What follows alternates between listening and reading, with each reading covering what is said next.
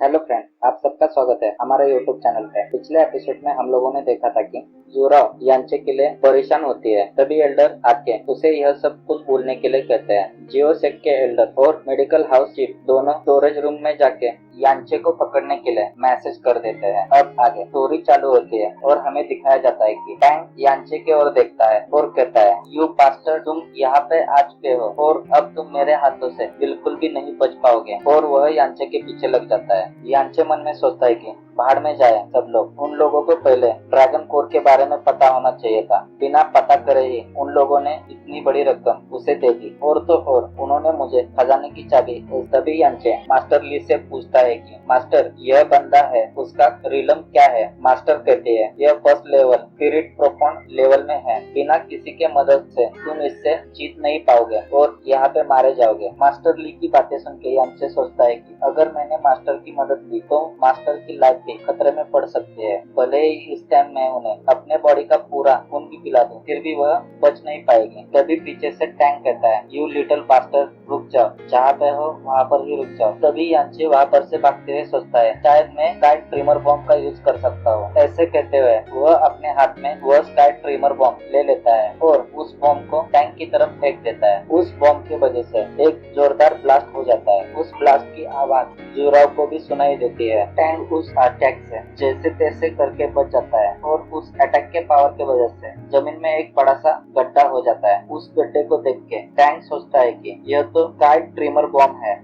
इस छोटे से कमीने ने हमारा सचमुच में ही ट्रेजर चुरा लिए है। अगर मेरा स्पीड थोड़ा भी कम होता तो मैं इस स्काई ट्रिमर बॉम्ब के धमाके में मारा जा सकता था। यह सब कुछ वह सोच ही रहा था, तभी यांचे उसके ऊपर और एक स्काई ट्रिमर बॉम्ब फेंक देता है और कहता है, मरो तुम यहाँ पे। तभी वह बॉम्ब वहाँ पे फूट जाता है। उसकी आवाज शहर में चारों तरफ फैल जाती है। तभी उस धुएं में से टैंक बाहर आता है और सोचता है, बास्टर्ड ने तो लगभग मुझे मार ही डाला था, लेकिन मैं बच गया। तभी यांचे वहाँ पर से भागने लगता है और कहता है, अगर तुमने मेरे पीछे आने की कोशिश की तो मैं तुम्हें मार दूंगा। तभी टैंक उसके पीछे आ जाता है और कहता है, हमारे ट्रेजर हाउस में सिर्फ 6 ही बॉम्ब थे और अगर तुमने इसका पूरा यूज किया है तो तुम यहाँ पर से बच के नहीं जा पाओगे। यांचे सोचता है कि शायद इसने सिर्फ 2 ही मिनट में इसको खत्म कर दिया। मैंने मेरी पुरानी जिंदगी में इस तरह की हालत से निपटने के लिए हेवनली पॉइजन बीट का यूज किया था, लेकिन इस बार इसे यूज नहीं कर पाऊंगा क्योंकि इसमें अभी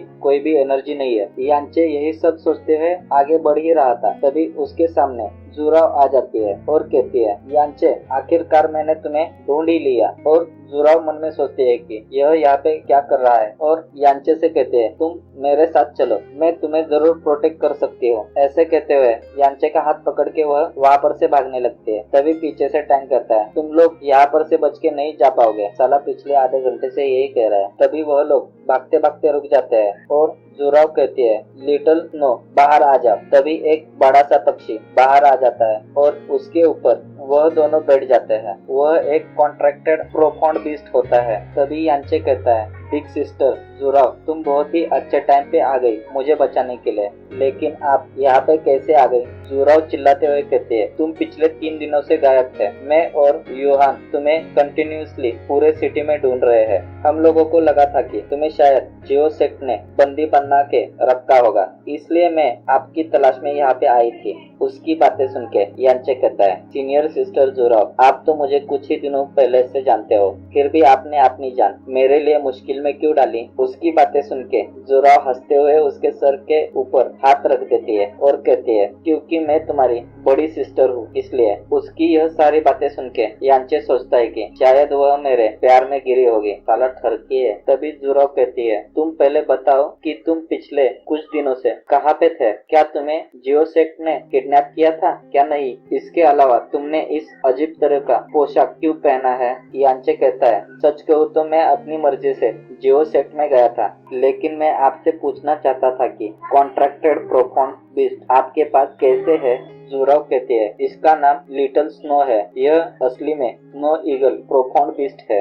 जब वह एक छोटा बच्चा था तब उसे मेरे मास्टर ने उठाया था और पूरी तरह से उसकी देखभाल की और बाद में मुझे दे दिया। हालांकि यह दिखने में बहुत ही बड़े हैं, लेकिन इनकी कॉम्बैक्ट एबिलिटी बहुत ही ज्यादा है और इनका स्पीड भी बहुत ही ज्यादा होता है। तभी पीछे से कोई चिल्लाता है, तुम लोग यहाँ पर से भाग नहीं सकते हो, तुम लोगों ने ऐसा कैसे सोच लिया। यह आवाज सुन के वह दोनों ही पूरी तरह से शॉक हो जाते हैं और उस तरफ देखने लगते हैं। तभी पीछे वाला बंदा कहता है, यह हमारा बीस्ट है जो कि तुम्हारे बीस्ट से भी ऊपर के लेवल का है। इसका नाम फियर टॉम हॉक है, हम लोग इसे हॉक बुलाएंगे। तभी हॉक अपने पंजे से अटैक करने के लिए आ जाता है। उसे आते देख के जोराव कहती है, यह तो जियोसेक का बीस्ट है, उसके ऊपर जियोडियन बैठा था।